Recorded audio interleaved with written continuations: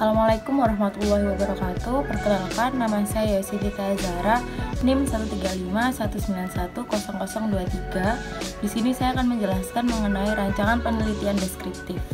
Metode deskriptif dapat diartikan sebagai metode pemecahan masalah yang diselidiki dengan cara menggambarkan keadaan subjek atau objek dalam penelitian dapat berupa orang, lembaga, masyarakat, dan lainnya, yang pada saat sekarang berdasarkan fakta-fakta yang tampak atau apa adanya. Terdapat ciri-ciri yang pokok dari metode deskriptif. Antara lain adalah, yang pertama, rancangan penelitian deskriptif. Yang pertama, penelitian survei merupakan metode penelitian yang dilakukan terhadap sekumpulan objek yang lazimnya cukup banyak dalam periode waktu yang tertentu.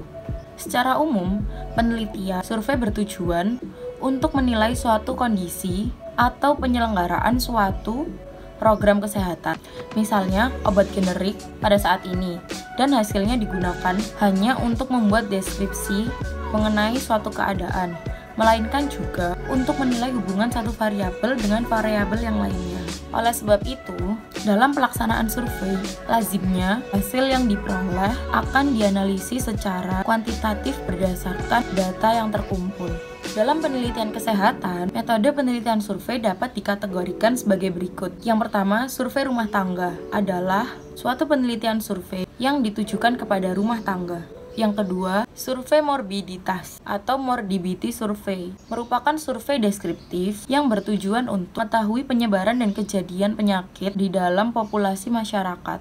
Yang ketiga, survei analisis jabatan merupakan survei yang bertujuan untuk mengetahui tugas dan tanggung jawab para petugas atau pejabat, kegiatan para petugas tersebut terkait dengan pekerjaannya.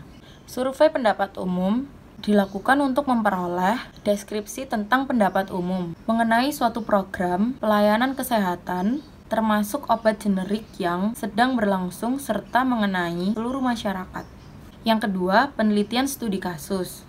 Studi kasus merupakan pengujian secara rinci terhadap suatu latar atau satu objek atau suatu tempat penyimpanan dokumen atau satu peristiwa tertentu. Studi kasus yang baik memiliki ciri-ciri sebagai berikut. Yang pertama, menyangkut sesuatu yang luar biasa. Yang kedua, batas-batasnya dapat ditentukan secara jelas. Yang ketiga, mampu mengantisipasi berbagai alternatif jawaban dan sudut pandang yang berbeda-beda. Yang keempat, studi kasus dapat menunjukkan bukti-bukti yang paling penting saja. Yang terakhir, hasilnya ditulis dengan gaya yang menarik sehingga mampu terkomunikasi kepada pembaca secara baik. Studi pembanding merupakan metode penelitian yang dilakukan dengan cara membandingkan persamaan dan perbedaan berbagai fenomena untuk mencari faktor-faktor apa saja atau situasi seperti apa yang menimbulkan suatu peristiwa tertentu. Langkah-langkah membentuk studi pembanding. Yang pertama, studi pembanding diawali dengan mengumpulkan fakta-fakta tentang faktor yang menyebabkan terjadinya suatu gejala tertentu. Yang kedua, dibandingkan dengan fakta yang lainnya, sekaligus membandingkan suatu gejala atau peristiwa dan faktor-faktor yang mempengaruhi dari dua atau beberapa kelompok sampel. Yang terakhir, setelah diketahui persamaan dan perbedaan penyebab, langkah berikutnya adalah tetapkan suatu faktor menyebabkan munculnya suatu gejala pada objek yang diteliti. Itulah sesungguhnya yang menyebabkan timbulnya gejala tersebut, baik terhadap objek yang diteliti maupun objek yang diperbandingkan. Studi kolerasi. Studi kolerasi kerap disebut sebagai studi kolerasi populasi. Adalah suatu metode dengan populasi sebagai unit analisis yang bertujuan mendeskripsikan hubungan korelatif antara variabel, terikat, atau masalah gizi dan kesehatan. Faktor-faktor yang diduga sebagai determinan.